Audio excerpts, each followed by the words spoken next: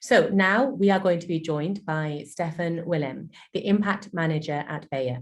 He will be speaking on how to invest in impact without engaging in impact investing.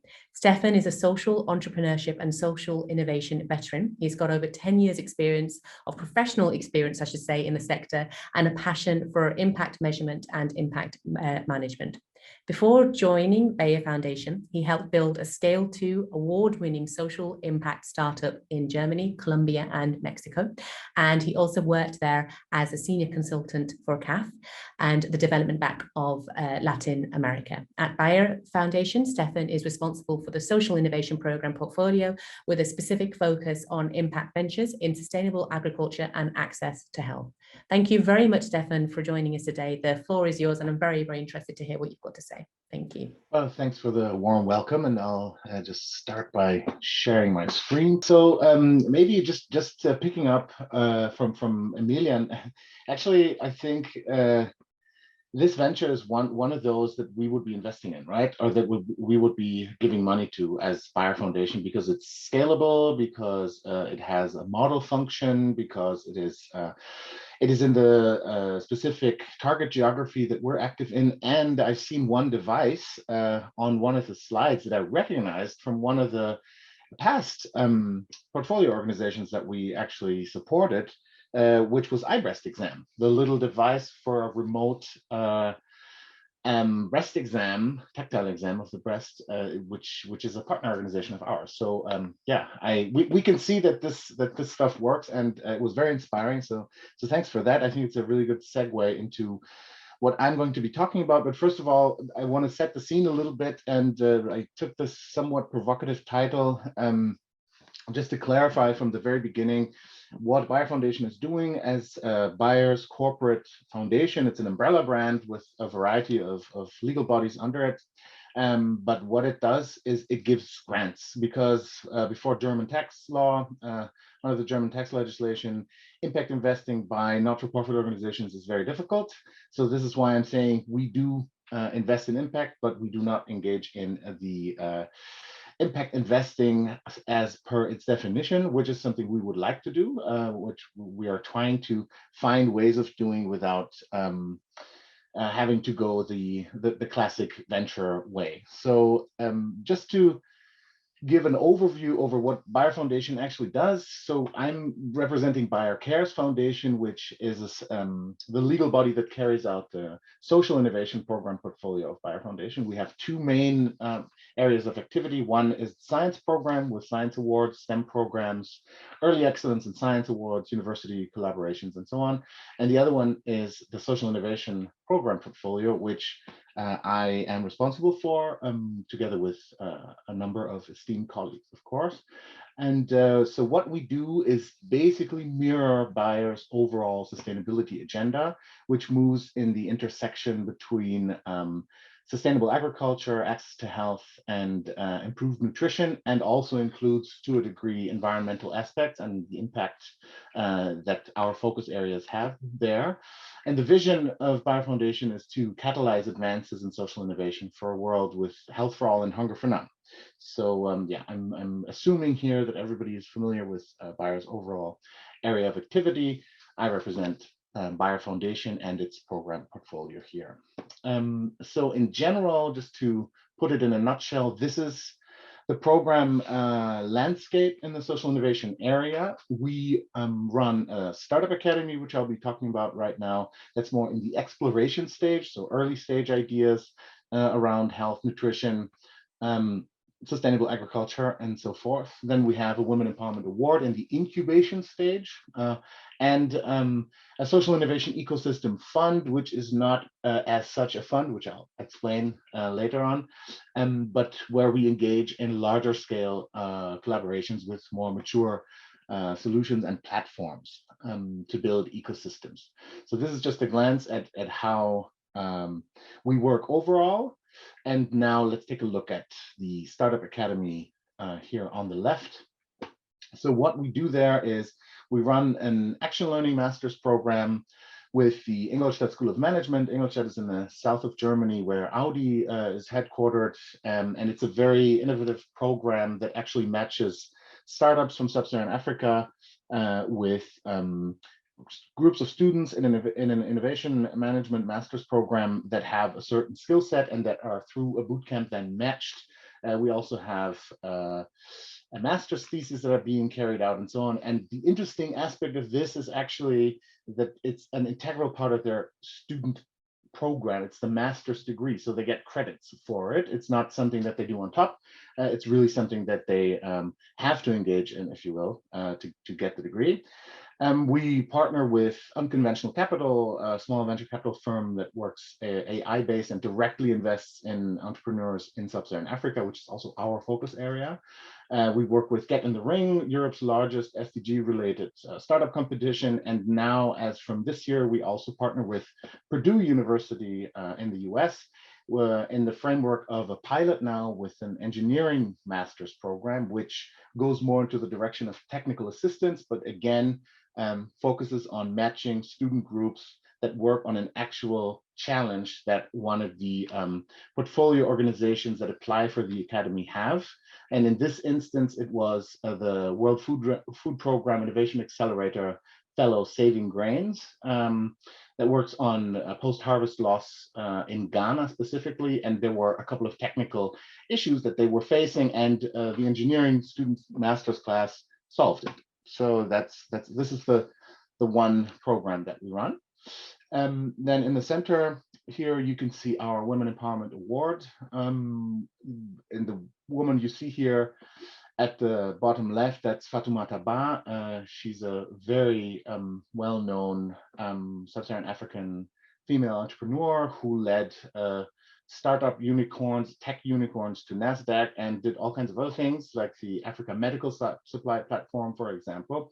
But she is our ambassador for this program, where we look for outstanding female role model entrepreneurs in our focus areas that actually have the vision and the idea for model ideas that we can actually scale, a little bit like Ilara actually. But how we find them, we have a call for applications, we have a transparent expert review process, then we have a pitching competition with a jury that I'll be showing you now, and then the winners, the 5 winners of this year entered into a growth accelerator program and were exposed to investors, among other things, and Bayer as a global organization. So here you can see the jury. I'm not going to go into too much detail, but just maybe to highlight Obi Ezekwesili here. She's a former Nigerian Minister of Education, for example, Peace Prize nominee, co-founder of Transparency International, and so forth. And then we also have a couple of seasoned Bayer entrepreneurs, female entrepreneurs. And yes, there's also one white man in the jury, but yeah, the women expertise was definitely helpful here. So we received some 400 applications, 95% of which actually came from Sub-Saharan Africa, which was also our goal. And then here, most importantly, the winners that convinced the jury were 5. I'm not going to talk about all of them, but maybe to highlight 1 or 2. On the very right, you see Morenike from Nigeria. She founded Whisper Health. And here you have a shame-free information platform on sexual health, not just for women, but overall. Very successful, very scalable, and following our Women Empowerment Award, she received Google for Startups like Founders Fund funding, which is really kind of underlines the quality of our awardees here. And then on the very left, you see Caitlin in Kenya, who kind of founded an Uber for ambulances. And I think she managed to make response times to a dispatch center drop from 3 hours to 8 minutes in and around Nairobi, which kind of speaks for itself. So that's the type of entrepreneur that we support here, that we're looking for. And then on the very right, you see our Social Innovation Ecosystem Fund. And I said in the beginning that it's not an actual fund because we don't do investment with a return on investment, but we invest in the impact potential of ventures, of platforms, of ecosystems. And that's since 2019, for 4 years, we have an overall budget of 20 million euro committed by Bayer Foundation. And just to give you an overview here, we have the same focus areas only in sub-Saharan Africa: sustainable agriculture, improved nutrition, access to health, and empowering women and female leadership within planetary boundaries, of course. So what we did here in the first and second cohorts, this is an overview, but just to give you maybe one good example from here, and then we'll be going into detail on the Mercy Corps Agrifin collaboration. So if you look at the right, you see Sanku in the middle. Sanku is a maize flour fortification initiative that actually works with small-scale millers in Tanzania, and now will be, with our help, hopefully expanding. And what they do is they built a dosifier, they invented a dosifier that adds nutrients to the grinding process. And they invented a business model by which those bags of fortified maize flour are sold on the markets at no premium. So especially women, pregnant women, get necessary micronutrients without having to pay more for them. And it's a scalable, completely digitized solution because all of the dosifiers are interconnected. That's one example. Pula on the left, you see it's a micro crop insurance initiative. Then we have a number of others here. Access Afya, also from Kenya, is also a social franchise for high quality clinics. So that's the type of venture that we're working with. But why I explained that we do invest in impact without impact investing is probably best explained through the Mercy Corps Agrifin collaboration that we engaged in. And Mercy Corps is probably known to most of you. It's a large US American NGO. They have a platform that is called Agrifin. And what Agrifin does basically is it unites some 130 to 150 partner organizations on a platform that digitize services for smallholders. So be it access to mobile banking, be it micro crop insurance, be it any other of the two examples that I'm going to explain on the next slide. But here we gave, I think we gave some 1.7 million euro to the project, and the total project volume, however, was 11.6 million. So at the end, we leveraged around 10 million euro in funding because we were able to act fast and make this happen at all, the project together with other partners. And that, I think, is really also one thing that I wanted to highlight here. Impact investing, or investing in impact ventures, also means that you collaborate, that you co-fund, that you support each other, that it's an ecosystem that you engage in, and not just a charity giving money to another charity. So what Agrifin does, and which is much more important than the funding at the end of the day, is that it reaches through its services and its platform probably up to 5 million smallholder farmers in sub-Saharan Africa in the next 4 years, 40% of which will be women. And that's really our goal, so that we give money to Mercy Corps to run this platform, and under the platform, you actually have for-profit social businesses that generate these types of services and develop them. And here we have two examples before I finish that I wanted to highlight. And one is Digifarm. Digifarm is actually a Safaricom company. Safaricom is Kenya's largest mobile provider. It's now, I think, even owned by Vodafone. I'm not 100% sure, but what they do is it's a one-stop shop platform to access financial support, information about the market, farming practices. And this here is one example that can be coupled with the other startup that I wanted to highlight, which is Ignitia. It's actually a Swedish startup, interestingly enough. But Ignitia uses NASA's open data weather information to break it down into tropical weather forecasting messages for farmers in rural Nigeria. So you have to imagine that there are not really weather stations, obviously, in sub-Saharan Africa for lack of infrastructure as we would be knowing them. But what they do is they take this available information and they break it down and have an SMS service that works on USSD devices. And they've so far sent out 220 million of those to rural smallholders in Nigeria. And this, I think, are two examples that very much describe why we engage in funding a platform like this, to create an ecosystem that then provides these types of services to, at the end of the day, enhance the yields, enhance the security, enhance the capacity building and information and income of vulnerable populations across the global south in sustainable agriculture, but connected to it also the healthcare system, which is this year, in 2022, actually our focus. So thank you very much for your attention. Thank you very much, Stefan. That was incredibly impressive, and to see some of the powerhouse, women who are really pioneering and working with you, especially as the jurors for the awards that you've identified. I think that last statistic really did throw me a little bit in a good way to actually see that. I can't remember the actual number, but there was substantial number of farmers that are actually benefited, with 36% of them being women, which is quite incredible, and I'm hoping that number will grow exponentially. How has that number varied over the last sort of few years, and is that quite static, or has that increased quite a bit?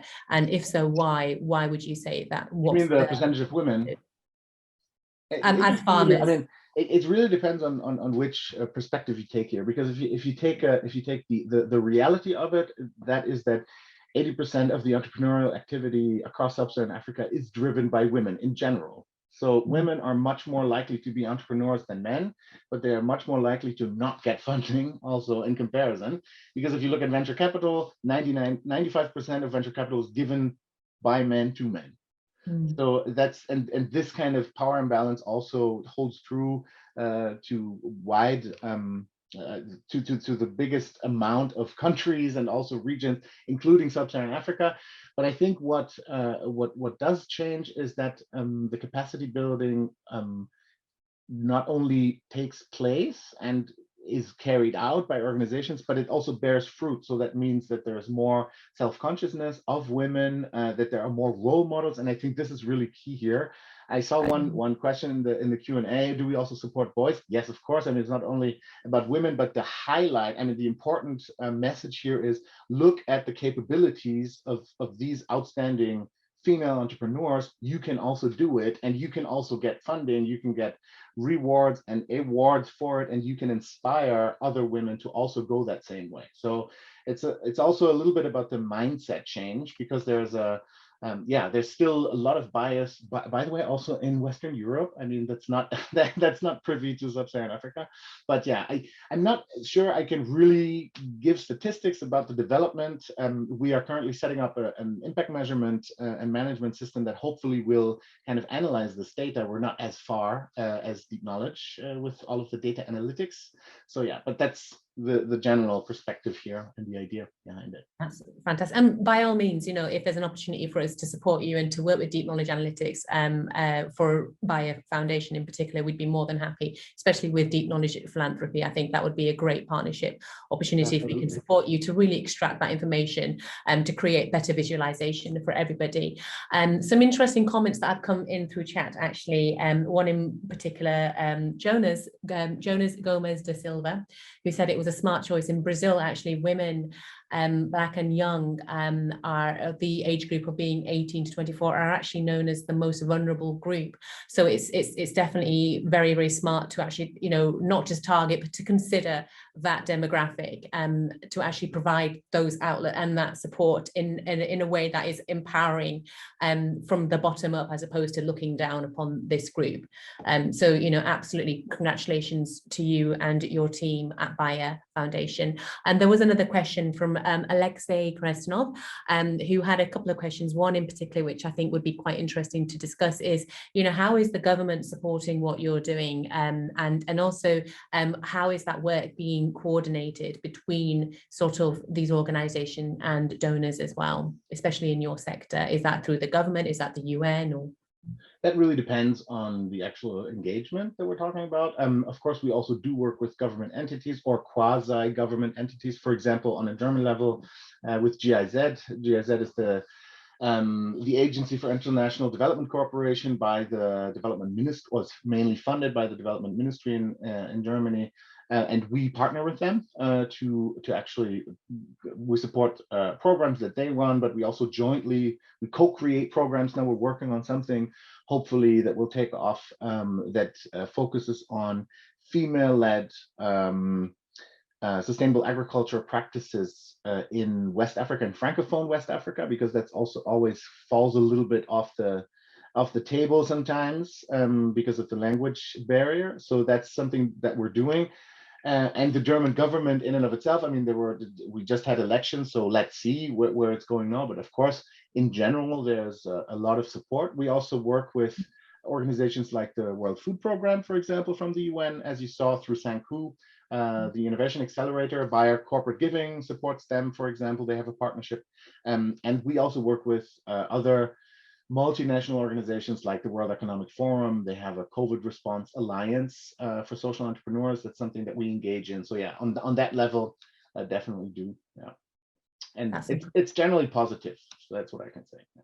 In terms of the reception or the interaction, would you say? Both. Interaction and reception.